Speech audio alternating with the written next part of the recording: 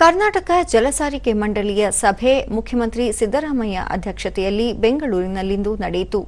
ಈ ವೇಳೆ ಕರ್ನಾಟಕ ಜಲಸಾರಿಗೆ ನೀತಿ 2024 ಅನ್ನು ಬಿಡುಗಡೆ ಮಾಡಿದರು.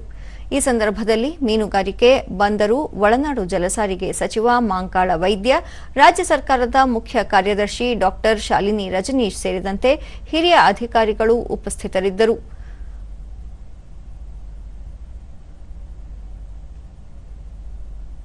ಬಳಿಕ ಮುಖ್ಯಮಂತ್ರಿ ಸಿದ್ದರಾಮಯ್ಯ ಸಾಗರಮಾಲಾ ಯೋಜನೆಯಡಿ ಮಂಗಳೂರಿನಲ್ಲಿ ಕರ್ನಾಟಕ ಜಲಸಾರಿಗೆ ತರಬೇತಿ ಕೇಂದ್ರವನ್ನು ಸ್ಥಾಪಿಸಲು ಒಪ್ಪಿಗೆ ನೀಡಲಾಗಿದೆ.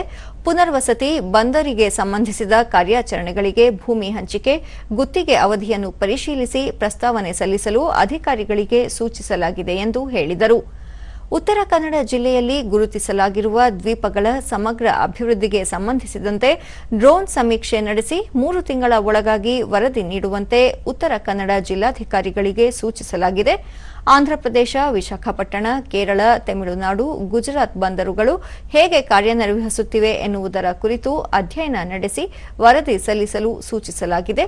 ಮುಂದಿನ ದಿನಗಳಲ್ಲಿ ರಾಜ್ಯದ ಬಂದರು ಅಭಿವೃದ್ಧಿಗೆ ಎಲ್ಲ ರೀತಿಯ ಸಹಕಾರ ಸೌಲಭ್ಯ ನೀಡುವುದಾಗಿ ಭರವಸೆ ನೀಡಲಾಗಿದೆ ಎಂದು ತಿಳಿಸಿದ್ದಾರೆ.